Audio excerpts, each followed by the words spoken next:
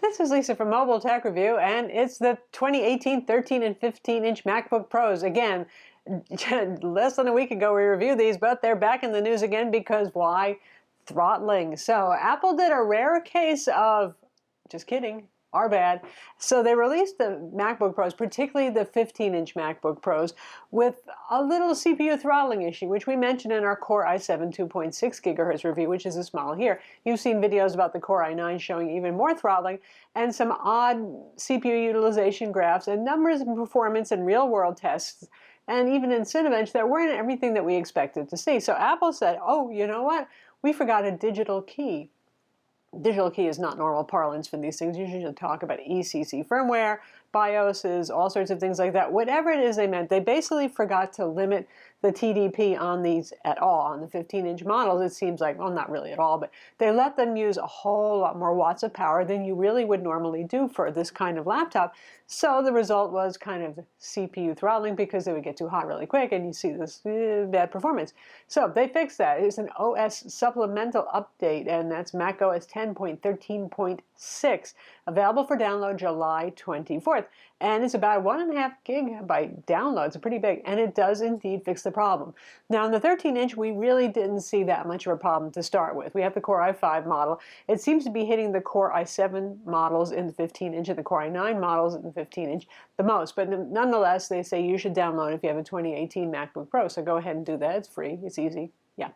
For benchmarks, say like Geekbench runs a very short period of time. You really don't see much of a difference in the benchmark results there. For something like Cinebench, you can see that runs longer and it uses the GPU some as well. So that's where you can see the difference. Even the 13-inch improves significantly there on Cinebench tests now with the throttling fix. That's very nice. It outperforms 13-inch Windows laptops running U-series CPUs.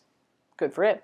The 15-inch now is on par with its Windows counterparts. It's not jumping ahead, but it's just about on par with any Windows laptop, Dell XPS 15, the 15-inch Razer Blade, you name it, ones with the same class of Core i7 CPU, which is what we're testing. There aren't so many Core i9s outside of big chassis gaming laptops, so we're not comparing that one.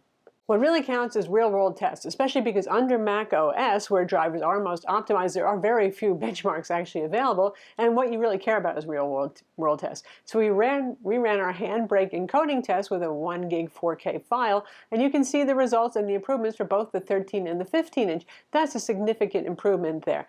And again, in our Cinebench test, besides seeing the graph, which shows you the CPU clock speeds being much more consistent and certainly not going below base clock rate, in fact staying in turbo boost to a certain amount, you can see the improvements in that score too, again matching Windows laptops. So that's a good thing.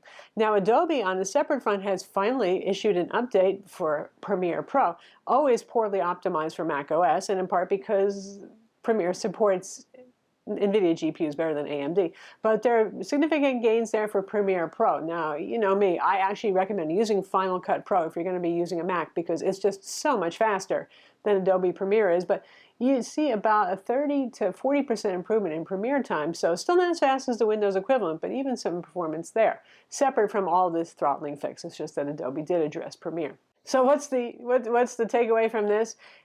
The new 2018 15-inch MacBook Pro went from, I'm pretty hesitant about this in terms of performance, to, okay, go ahead and buy this thing. It's pretty good. It's going to have the same thermal limitations it has had because it's a very thin chassis. There's not much room for cooling. It's sort of like the Dell XPS 15 in that respect. So you're not going to get as much performance out of this as a thicker, bigger gaming laptop, duh. But now it is competitive with the thin and light Windows laptops on the market as well. I'm Lisa from Mobile Tech Review. Be sure to subscribe to our YouTube channel for more up-to-the-minute cool videos, and thumbs up if you like this vid.